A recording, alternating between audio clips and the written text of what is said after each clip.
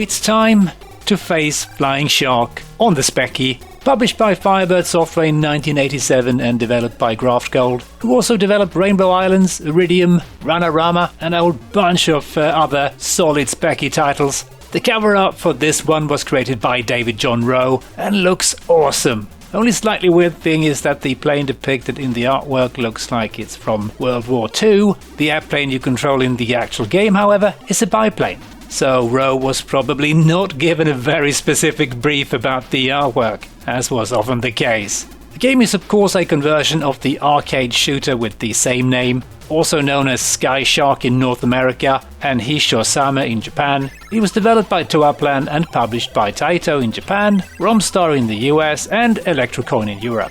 And Toaplan was known for creating fun but balls hard shooters, and this one is no exception. And as usual, I haven't been able to fully figure out who exactly worked on the game at Toaplan, but according to the wiki, Masahiro Yuge and Tatsuya Uemura were involved with the music and possibly coding and design as well, but I'm not at all certain about that. And apparently this was also the first Toaplan game to use a Motorola 68000 processor, which allowed them to have more sprites on screen than their previous games. And according to Uemura-san, this proved to be the biggest hit for Toaplan. And I believe it did well all over the world, really. But hey, let's find out how punishing the Specky version is, shall we?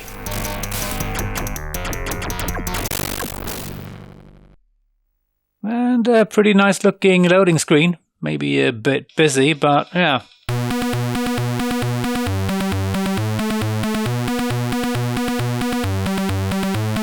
We got some funky music by Steve Turner.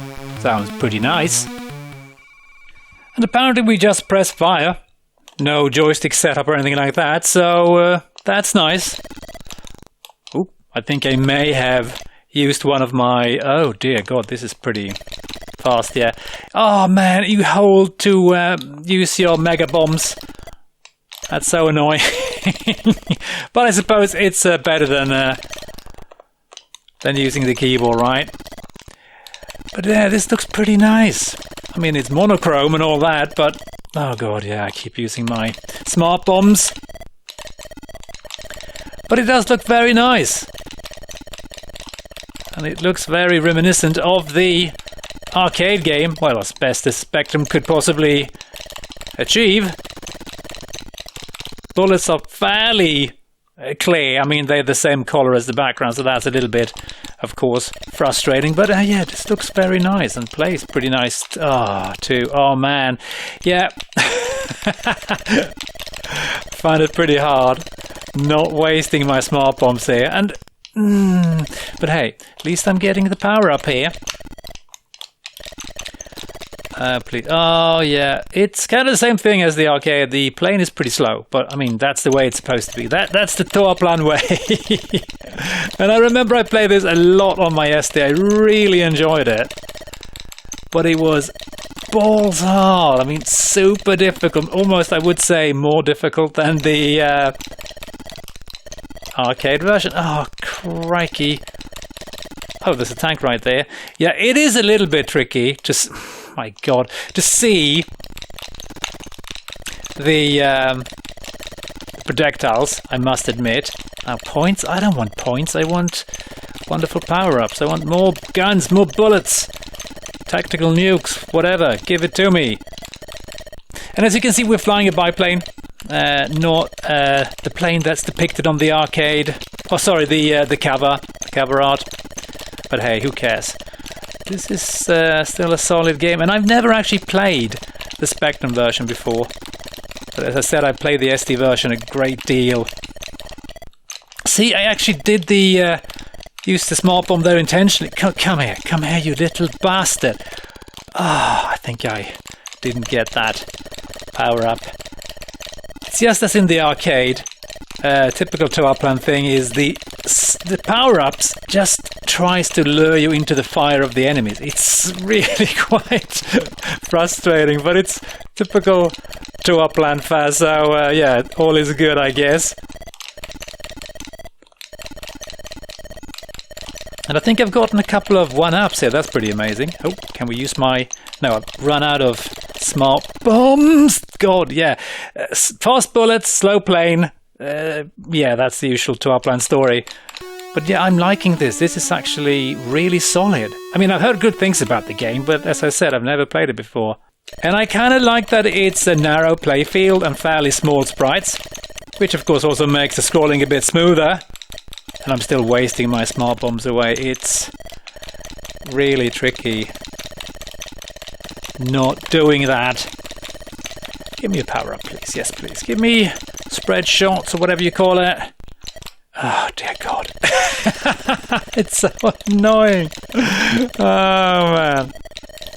Oh, no. I wasn't aware of those planes. Yeah, it's very much yes, very much about remembering patterns, as always. Toaplan used to do that always in their shooters. Everything was set.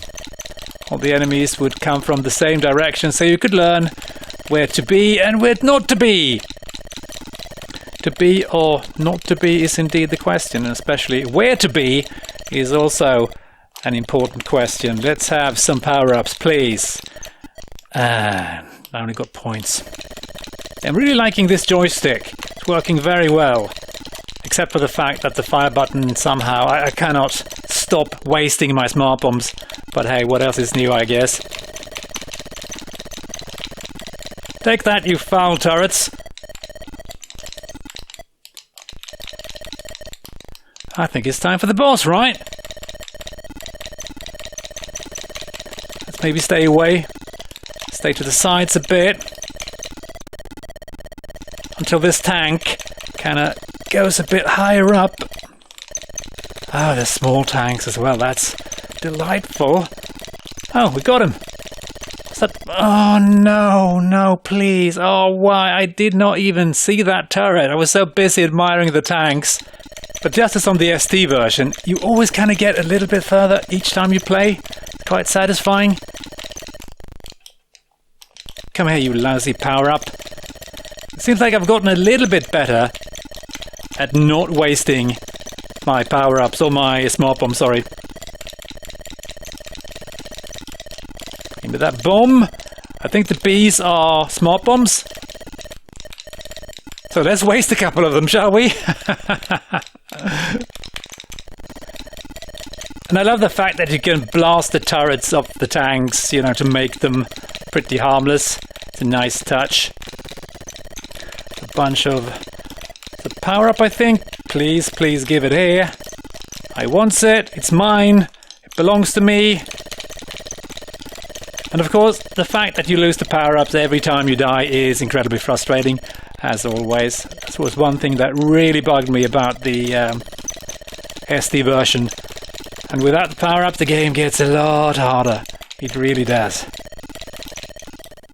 Okay, you filthy mega tank. Take that.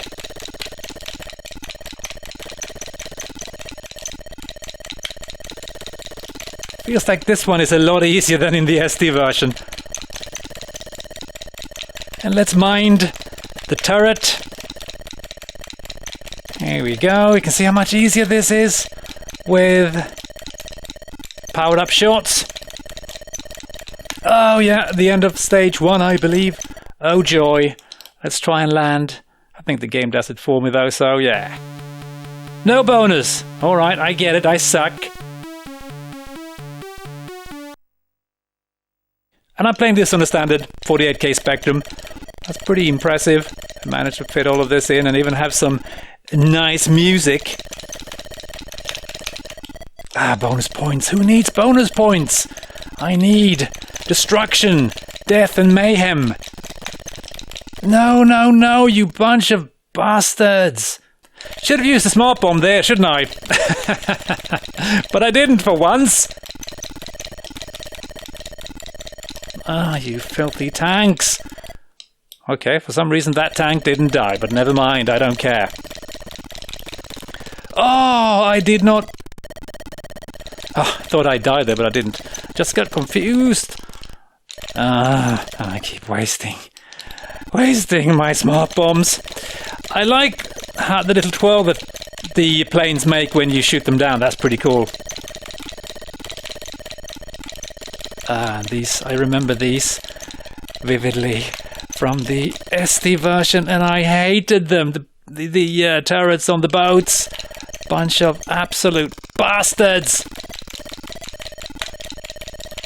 Give it to me, please. You see how the power-ups just try to escape there? They try to flee? Hate them. Please blow up, sir. Let's see if we can get this guy too, yeah. And shoot some turrets, because awesome things happen when we do that. I would like to get that smart bomb, but never mind. I think we'll be fine anyway, right? Surely nothing can go wrong. I thought I was rid of that ship. Yeah, I gotta say, a really solid version of Flying Shark. Still fun to play today. It's a bit tricky, and yeah, it's a bit hard seeing projectiles, but the SD version kind of suffered from the same problem, even though much more colourful. So I guess that's just the way it is. And I think I'm gonna end recording here and having a look at a couple of reviews before we end. Your Sinclair awarded the game a Your Sinclair Mega Game and gave it 9 out of 10, and they wrote, Flying Shark has to be one of the most addictive shoot-em-ups ever. It certainly made my joystick sticky. Ooh. The graphics are great, very smooth, and it's almost worth crashing into an enemy plane just to see the way you both twirl down to the ground. Well, it's worth doing once.